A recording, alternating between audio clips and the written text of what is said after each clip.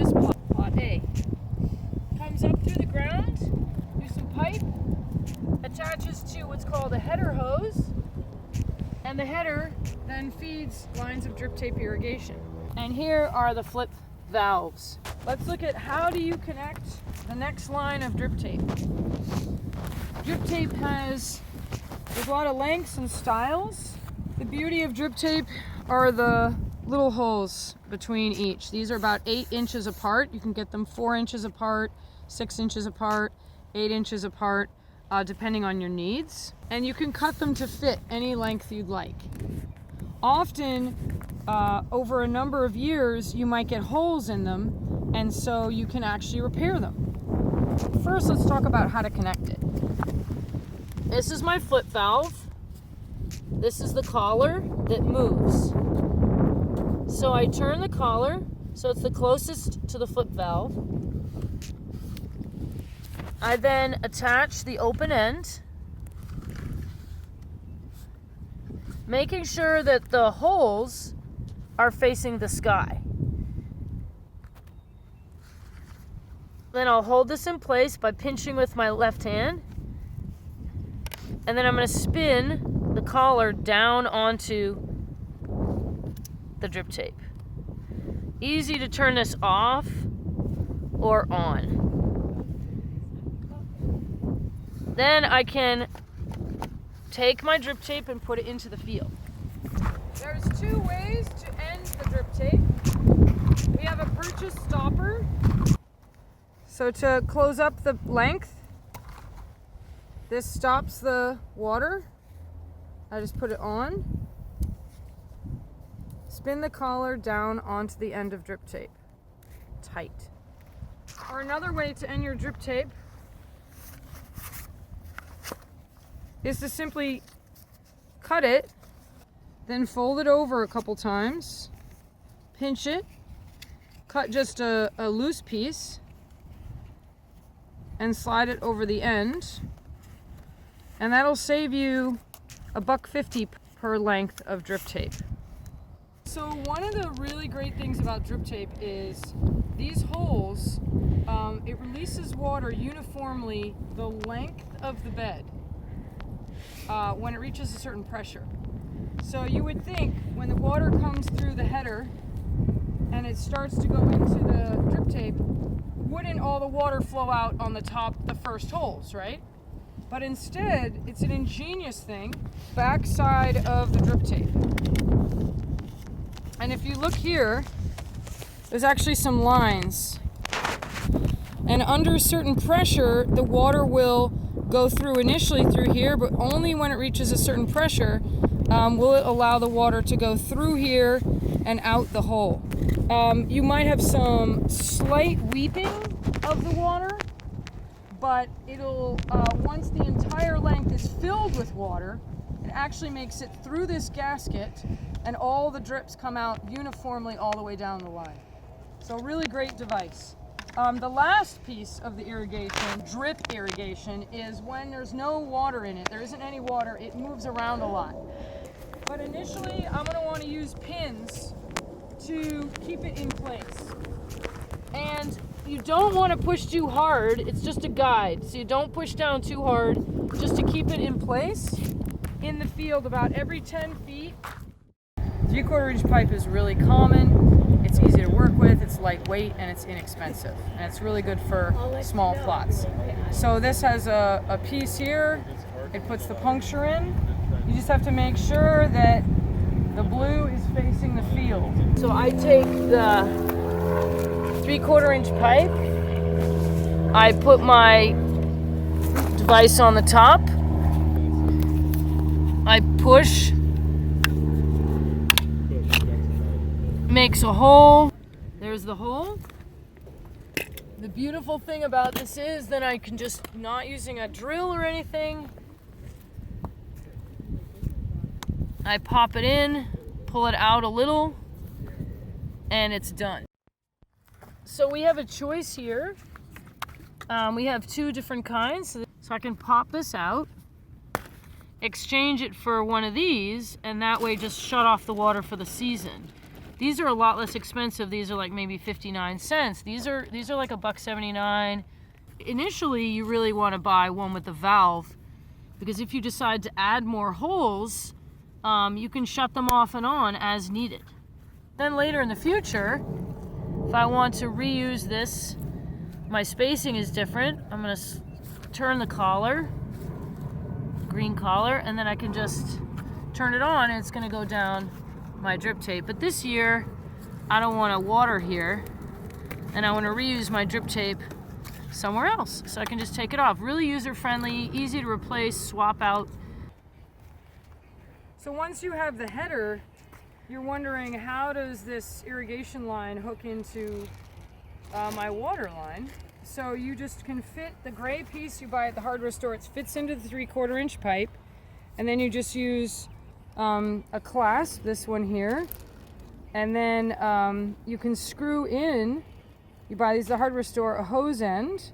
I could screw a garden hose, any garden hose, into this end, and then attach that to my house. The spigot coming out of a house, or a long garden hose that's on the ground.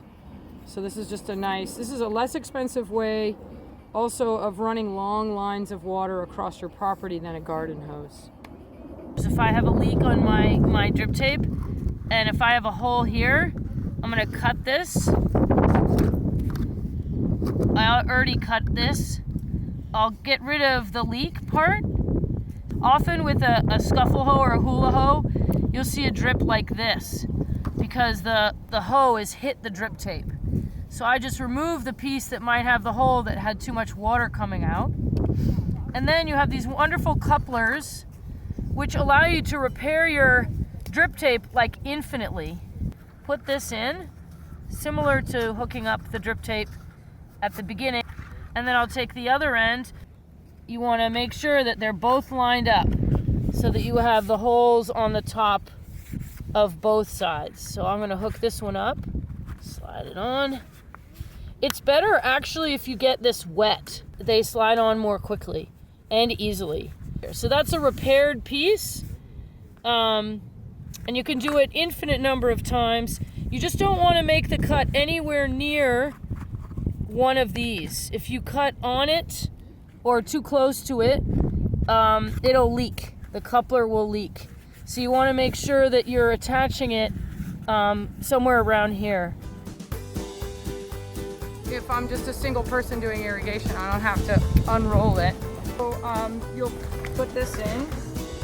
You have to find something that's strong enough, and then you poke it through the other hole. So you might, make it more level, and then you can walk into the field. So other types of irrigation that we have at the UW farm, standing in front of me is a cherry tree. We have a fruit tree outlay, and drip tape is not really my first choice when you have large distances between plantings. So this one's a little different, is you have a solid pipe. You can poke a hole in it, then the tube comes out, and on the end of it is a little stick that you can put in the ground, and the water drips out of here. You can also add different attachments to the end of it. Lay it down next to a tree, and you can add a number of these or just one, and then I can take my piece and I can insert it really close to the tree and push in the ground, and it will drip right next to the tree without watering. I don't want to water all these weeds or anything out here. You can add on new pieces by putting these together or changing the directions. It would attach here, so I can add 1 or 2 or 3 if I want multiple, and it can go around the tree. All this is solid. There's no holes.